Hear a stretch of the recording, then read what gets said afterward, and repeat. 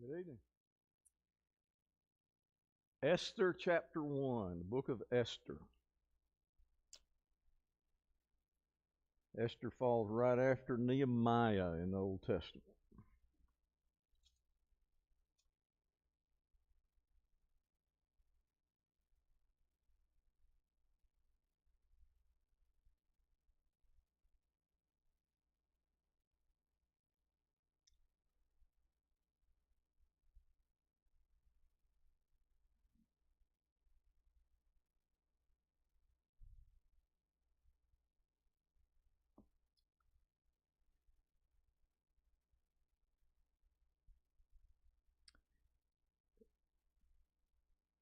Our theme has kind of been uh, the characters that are kind of outstanding in the Old Testament.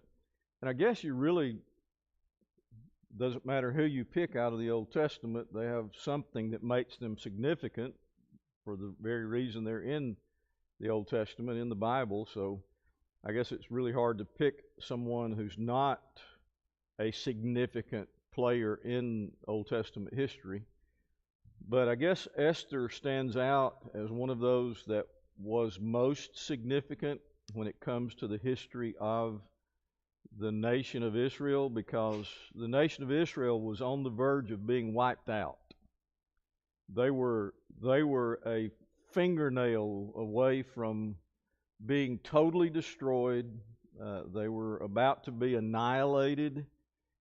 A decree much like Hitler's scheme of the 1940s, which was to totally wipe them out because they were a less than race. They were not um, they were not up to snuff, up to par. They didn't have what it took to be able to be that superior race. So let's wipe them out.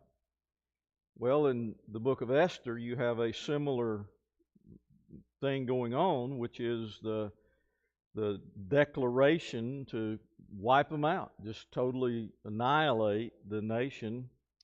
And remember that this takes place in the land of captivity. The Persians are in control.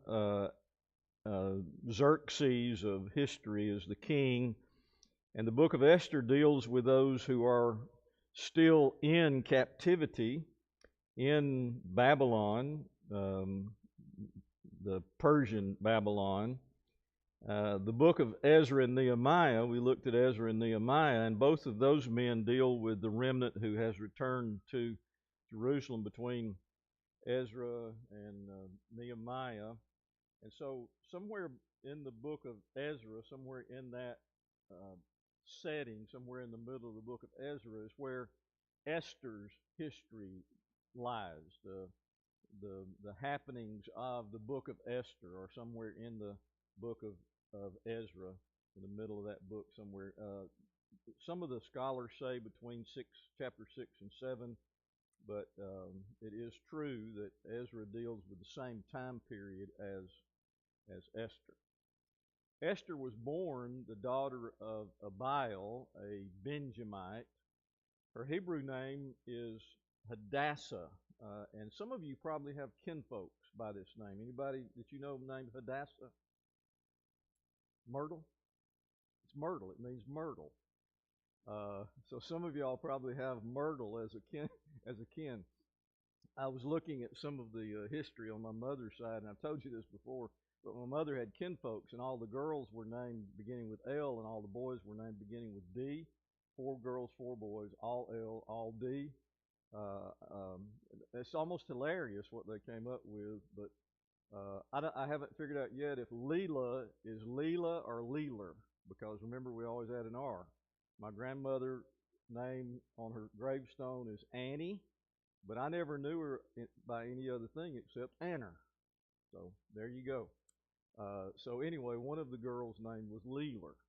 The reason I bring that up is one of my mother's cousins' name was Myrtle. So that's the Hebrew name um, is um, means myrtle. Okay, so Esther becomes an orphan and is taken in by her uncle Mordecai. And Mordecai is going to be a big player in the book of Esther. You already know that story well.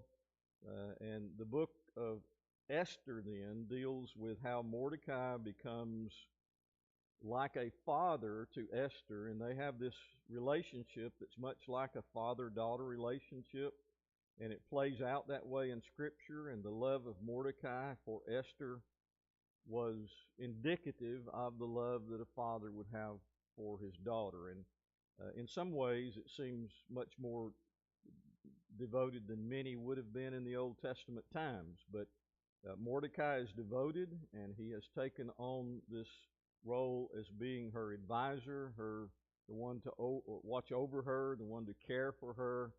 And so you have Esther, Mordecai being the two significant characters in the book of Esther from the side of the Hebrews, from the side of the Hebrew nation. Immediately when the book opens up, you find the providence of God being described. It is a very well-defined providential movement of God here in chapter 1, beginning about verse 12 and going all the way through chapter 2, verse 10. You find this providence of God that is put into place so that the nation of Israel will not be annihilated. Remember, one of the things that has to happen is that the nation of Israel has to survive. Because without the nation of Israel, there will be no Jesus. There will be no Savior. There will be no son of David on the throne without the nation of Israel. And so if this nation is annihilated, then you have this really difficult situation that's going to arise in God's plan. So what God has done now through all of the centuries is protect these people, protect this nation. From the time that he pronounced that decree in Genesis chapter 3 that he would protect his people and that he would bring this Savior into the world, and he chose Abraham in Genesis chapter 12. So from that time on, the thing that's been happening is God has been protecting his people and providing them with blessings. Now on the flip side of that, when his people would turn away from him, he brought dramatic and severe punishment upon them, and that sometimes caused many of them to die. It also caused many of them to probably to go in another direction. But his purpose in all of that was to preserve his nation, preserve his people. So when you open up chapter 1, you find immediately that God is at work. So look at chapter 1, and we probably need to pick up in verse 10. On the 7th day, when the heart of the king was merry with wine, he commanded Mehuman, Biztha, Harbona, Bigtha, and Abagtha, Zether, and Corcus, the 7 eunuchs who served in the presence of King Ahasuerus, to bring Queen Vashti before the king with her royal crown, in order to show the peoples and the princes her beauty, for she was lovely to look at. But Queen Vashti refused to come at the king's command delivered by the eunuchs. At this, the king became enraged, and his anger burned within him. So the immediate event that takes place is the king demands that his queen come out and show herself to all the visitors and show herself to be beautiful. It's very likely that she was not to parade herself around in a beautiful gown, if you get what I'm talking about. Very, very unlikely that she was going to put on a very nice gown, that she would be paraded around to show all of her. So she refused. So the king was enraged. His anger burned. You don't refuse the king. It doesn't matter if you are the queen. You don't refuse the king. So the situation is opening up for there to be another queen. Look at verse 13. Then the king said to the wise men who knew the times, for this was the king's procedure toward all who were versed in law and judgment, the men next to him being, I won't name all of those, the 7 princes of Persia and Media who saw the king's face and sat first in the kingdom. According to the law, what is to be done to Queen Vashti, because she has not performed the command of King Ahasuerus, delivered by the eunuchs. Then Memucan said to in the presence of the king and the officials, not only against the king has Queen Vashti done wrong, but also against all officials and all the peoples who are in all the provinces of the king Ahasuerus. For the queen's behavior will be made known to all women, causing them to look at their husbands with contempt, since they will say, King Ahasuerus commanded Queen Vashti to be brought before him, and she did not come. This very day the noble women of Persia and Media who have heard of the queen's behavior will say to the same to all the king's officials, and there will be contempt and wrath in plenty. If it please the king, let a royal order go out from him, and let it be written among the laws of the Persians and the Medes, so that it may not be repealed, that Vashti is never again to come before King Ahasuerus, and let the king give her royal position to another who is better than she. So when the decree made by the king is proclaimed throughout all of the kingdom, for it is vast, all women will give honor to their husbands, high and low alike. This advice pleased the king and the princes, and the king did as Memucan proposed. He sent letters to all the royal provinces, to every province in their own script, to every people in their own language, that every man be master in his own household and speak according to the language of his people. So there's the situation that has been laid out in the kingdom. The king asked of his advisors, and that was his custom, according to what the scripture says there. His custom was to refer to his advisors. By the way, that's a wise king, isn't it? Wise king would refer to his advisors, and the advisor comes back with this decree that basically states you can't let this go. If you do, there will be a lack of respect by women all over the nation. They will not respect their husband. And so he sent this decree out, and obviously the great detail that's given there about the decree and about the fact that he sent it out in every language. The vastness of this kingdom is well known, and the fact that they are the ones who overcame the Babylonian Empire, and now they're the ones that are in charge. They now control a lot of territory and a lot of peoples, so this decree goes out to everyone in the kingdom of Xerxes. All right, any observations in chapter 1? That really takes us all the way through chapter 1. We only skipped about the first 9 verses, but any observations? That he was wrong from the fact, of course he was drunk, even asking her to come, because against, according to this, the Persian customs, a woman was not allowed to come into the presence of a group of men. Mm-hmm. And this later on, whether this is true or not, says it suggests she may have been pregnant at the time. Is that right? Okay. I hadn't heard that. Yeah. He was drunk. He was drunk, yeah. There are some things that just naturally don't go together. Deborah and I stopped in northern Ohio, and in this restaurant, it was a,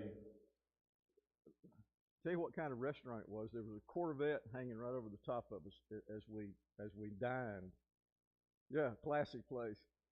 It was kind of on its side, and I kept wondering if it's going to slide off or not. But anyway, my point is, they served, their specialty was chicken wings, and they served beer in glasses about that tall. And I've never seen a glass that big in my life. Now, it was smaller at the bottom, a big flat bottom, and it went bigger at the top, but it was like that tall. And of course, we didn't stop for the beer; we stopped for the chicken wings. Uh, but but connected to that restaurant was an axe throwing place. So what I'm getting at is there's some things that don't mix because they're sitting out there at these little high tables with their beer and axes, and I'm laughing. I thought this is the funniest thing. I need to take a video of this. They're drinking and throwing axes. Uh, anyway, we didn't see any injuries, no blood. So, and the bad thing is the whole wall between the restaurant and the axe throwing place is glass too. So you get a bunch of men around and you get them all drunk. That's just not a good. That's not a good scenario. Just not a good scenario at all. So he makes this request, and Dale's observation is that it's probably likely that according to the law that she wasn't even supposed to be allowed in that gathering anyway. So in spite of the fact that, or in addition to the fact that maybe he was asking her to do something that she believed to be not only immoral, but maybe even illegal from that perspective. Yeah, good observation. Anything else?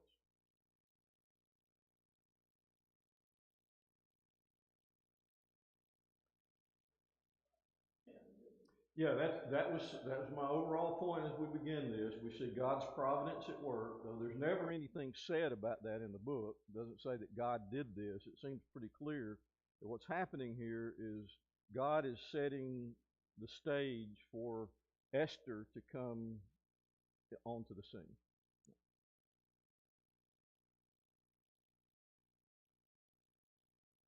All right, look at chapter 2.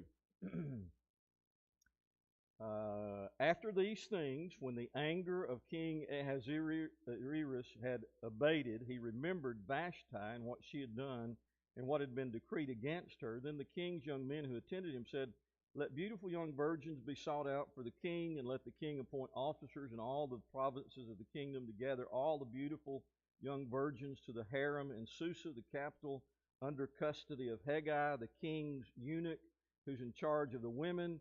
Let their cosmetics be given them, and let the young women who please the king be queen instead of Vashti. Let the young woman who pleases the king be queen instead of Vashti." This pleased the king, and he did so. So uh, the recommendation is? Let's gather up some beautiful women from the um, kingdom, um, virgins, and let's give them this time of preparation with makeup and hairdos, and they're going to smell good and they're going to be beautiful, and let the king choose his next queen from that group. So that's agreed on by the king. This pleased the king. Now, verse 5. There was a Jew in Susa, the citadel, whose name was Mordecai, the son of Jair, son of Shimei, son of Kish, a Benjamite. So now we're introduced to Mordecai. Remember who Mordecai is? He is Esther's uncle. They've had this relationship that's like, say what now? Mordecai was Esther's older cousin. Older cousin? Yeah. Okay, all right. So I had that wrong instead of uncle. So this is um, the setting then that you have Mordecai, who is in Susa, that's the capital, and it describes him there.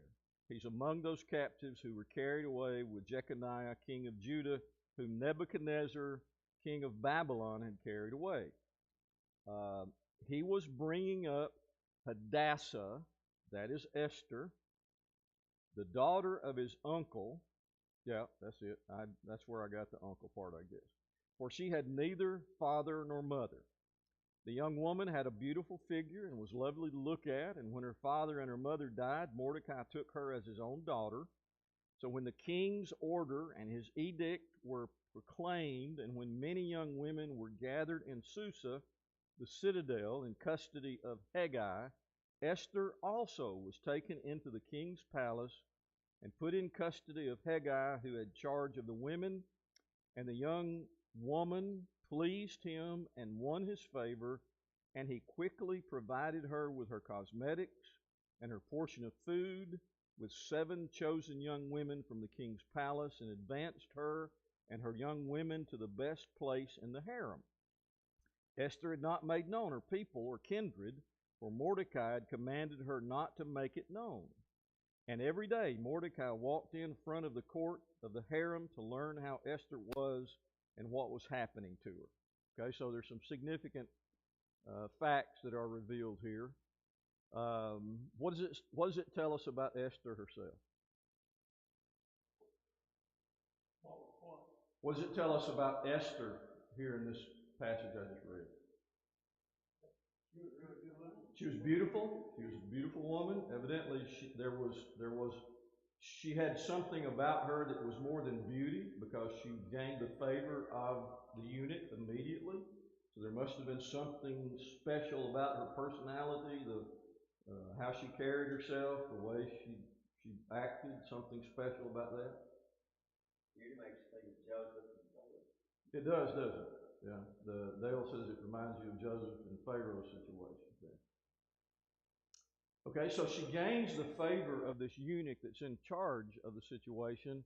So since she gains his favor, he provides her with all the best stuff, the best makeup, the best food, and and as a result of that, then she is going to be probably in a better spot when it comes time to be judged or chosen by the king. Now, one thing that's interesting is that Mordecai instructs her not to let anybody know that she's a Jew. Don't let anybody know that you are of the Hebrew race. Don't reveal that at all. It doesn't tell us why Mordecai told her that, but it does tell us. I mean, our common sense kind of fits in there, but Mordecai had commanded her not to make it known. Right. So our understanding helps us know why Mordecai told her, don't reveal who you are. But then we see that Mordecai checked on her every day, made sure she's okay, checked on her every day as her guardian, as her now father. He checked on her every day. And that's through verse 11. Any other observations about that? No comments? Well, it's going to become known why. Yes, exactly. That's what I said. We don't know why he does that according to the text, but as we read further, we'll see exactly why. And our common sense tells us why. And as Mari just mentioned, the Jews were not citizens, and she wouldn't have had the right to probably even do that had she revealed she was a Jew.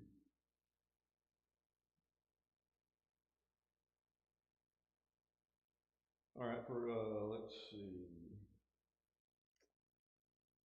We need to skip because we've got so much territory that we've got to cover, but go all the way down to 15.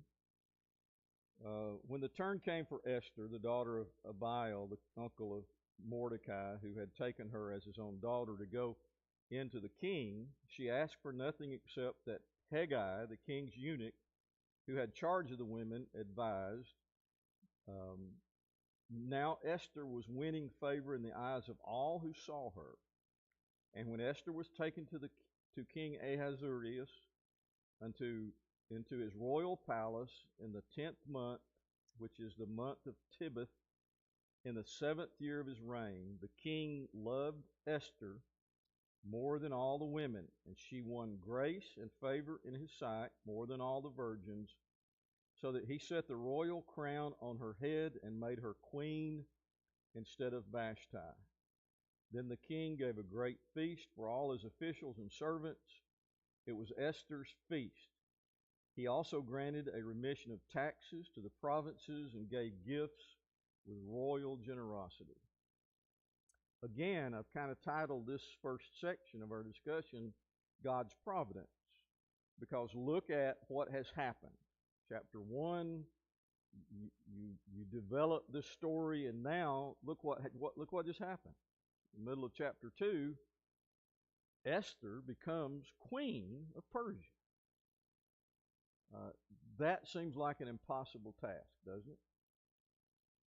I mean, when we look at it from our perspective, looking back on it, the likelihood of a Jewish woman becoming queen of Persia, it just doesn't make sense. Doesn't we don't see a way or a path for that to happen. I think much like the path that Joseph took to be second in command, the path that Moses was on, by the way. Moses was a Jew, and he was on that path to be the Pharaoh of Egypt had he not murdered an Egyptian. But God had other plans. So God had this plan, obviously, that Esther becomes queen, chapter 2, verse 17 and 18. So the king throws a party. It is her feast. It's what it's called, a great feast. It is Esther's feast. And the people benefited because there was a tax break, and there were gifts that were given with royal generosity. No explanation there, but I would be interested in knowing what that might have been. Okay, anything else before we move to chapter 3? Okay, in chapter 3, we're introduced to this man named Haman. Haman, I'm sorry? That name, the whole congregation goes boo. Boo, okay, yeah. I had heard that. When you read the name Haman, if you were a Jew, you follow that up with the whole congregation saying boo. Because Haman is a Jew hater. He hates Hebrews, and his mission was to wipe them out. His mission was to totally destroy them. Chapter 3 beginning. Now, this is after Esther has become queen. Let's just move to that then. After these things, King Ahasuerus promoted Haman the Agagite, the son of this guy, and advanced him and set his throne above all the officials who were with him, and all the king's servants who were at the king's gate bowed down and paid homage to Haman, for the king had so commanded concerning him. So Haman is promoted to this very significant role, and Haman wants everybody to bow down to him. He wants everybody to address him as some kind of amazing official, some kind of amazing man. But Mordecai did not bow down or pay homage to Haman. That's the end of verse 2, chapter 3. Then the king's servants who were at the king's gate said to Mordecai, "Why do you transgress the king's command?" And when they spoke to him day after day, and he would not listen to them, they told Haman in order to see whether Mordecai's words would stand. For he had told them that he was a Jew, and when Haman saw that Mordecai did not bow down or pay homage to him, Haman was filled with fury. That's a really good translation right there, the word fury. We understand that, don't we? We know what fury is. Rage would be another word that would be a really good word to be put right there. For he disdained to lay hands on Mordecai alone. So as they had made known to him the people of Mordecai, Haman sought to destroy all the Jews. You see that? We're introduced to Haman very quickly. We haven't even gotten 6 verses in till we read this statement. Haman sought to destroy all the Jews. The people of Mordecai throughout the whole kingdom of Ahasuerus. So, all the way up through chapter 3, verses 1 through 6, you have this explanation about Haman, his personality, his pride, his situation and his relationship with the king, and the setting is there for there to be a real significant crash that's going to take place between two groups of people. Because Haman hates the Jews, he wants to wipe them out, and Mordecai is one of those, and the statement is really made that says he'd like to get Mordecai alone in a room by himself. That's kind of what he says there. He'd like to get Mordecai by himself, and I'd like to take him on. Verse 8, it says, Then Haman said to King Ahasuerus, There's a certain people scattered abroad and dispersed among the peoples of all the provinces of the kingdom. Their laws are different from those of every other people, and they do not keep the king's laws, so that it is not the king's profit to tolerate them. If it please the king, let it be decreed that they be destroyed, and I'll pay 10,000 talents of silver into the hands of those who have charge of the king's business, that they may put it in the king's treasuries. So the king took his signet ring from his hand, gave it to Haman the Agagite, son of Hammedatha, the enemy of the Jews. And the king said to Haman, The money is given to you, the people also to do with them as it seems good to you. So did you see what just happened? Haman goes to the king and says, There's a group of people out there that will not follow the king's rules.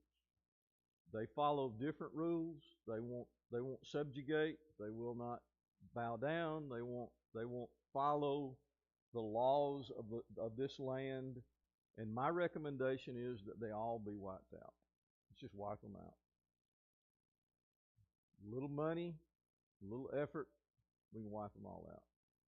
King says, So be it. Go ahead, Haman. Wipe them out.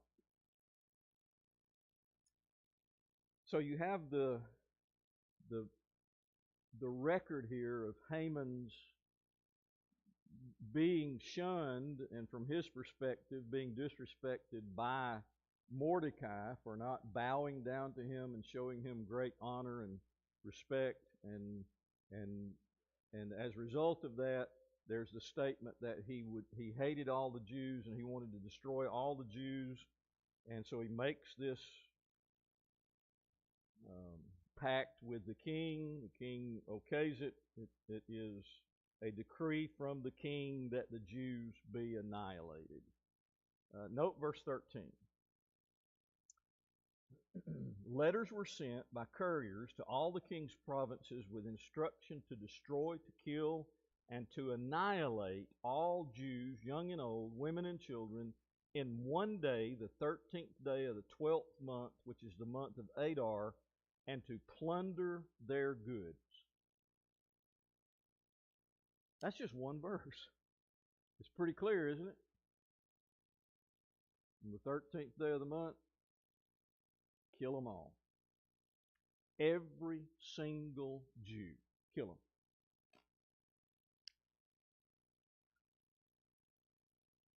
Mordecai finds out about it. He heard about the decree, and he comes up with a plan. Look at chapter 4. Chapter 4.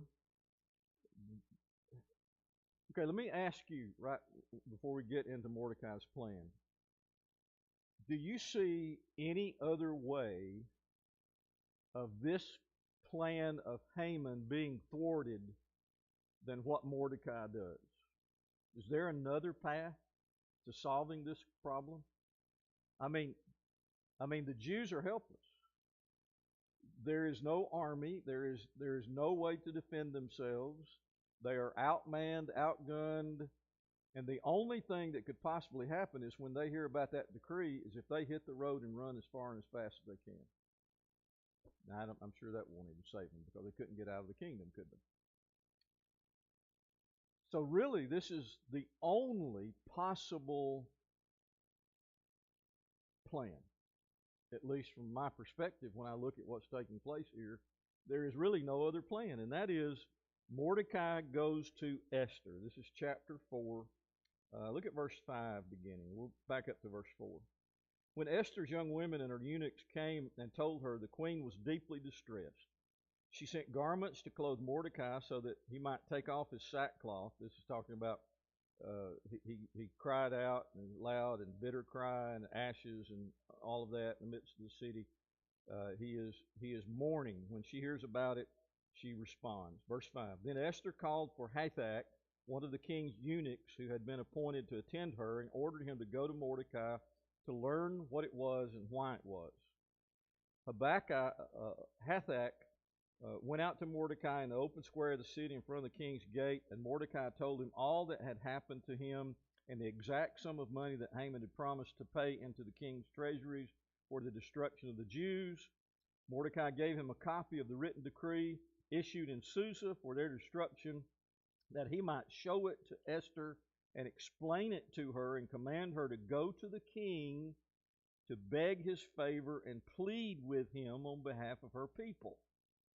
And Hathach went and told Esther what Mordecai had said. Esther spoke to Hathach and commanded him to go to Mordecai and say, all the king's servants, the people of the king's provinces, know that if any man or woman goes to the king inside the inner court without being called, there is but one law: to be put to death, except the one to whom the king holds out the golden scepter so that he may live.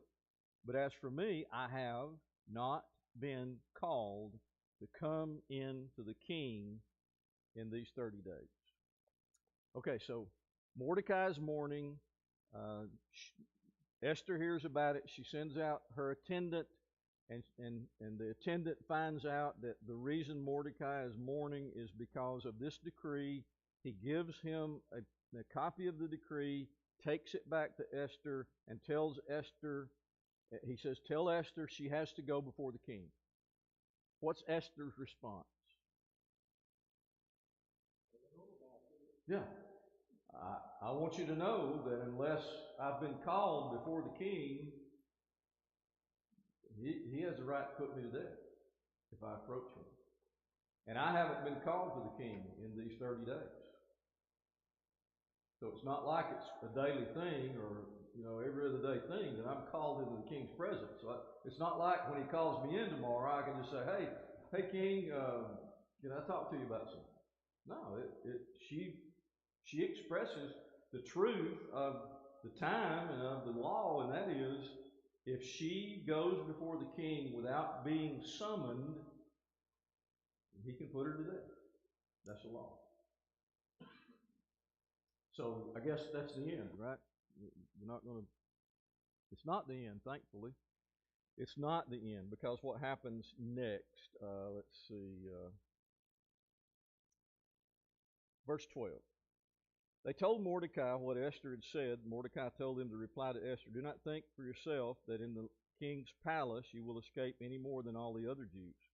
For if you keep silent at this time, relief and deliverance will rise for the Jews from another place, but you and your father's house will perish, and who knows whether you have not come to the kingdom for such a time as this.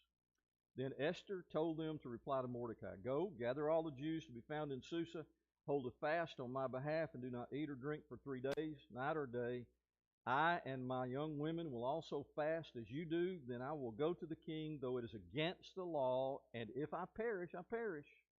Mordecai then went away and did everything as Esther had ordered him. So Mordecai says to Esther, I hope you understand that if this is carried out, you're a Jew, and you're going to be killed just like everybody else. So, either you're going to wait a few days or you go before the king and he kills you. And even if you are, then I have confidence that God's hand's in this and some Savior is going to be raised up somewhere. That's kind of the essence of what he said. So what does Esther say then? If I perish, I perish. So we're going to do a fasting and prayer. I'm going to get my girls together. We're going to do fasting and prayer. You get all the Jews in the capital city together, and you do the prayer and fasting. And after 3 days, I'm going before the king. And if he kills me, then I did what was right. The great statement that you've heard over and over many, many times comes from Mordecai when he says, it might really be that you have come to the kingdom for just this very time, for such a time as this. My time is up.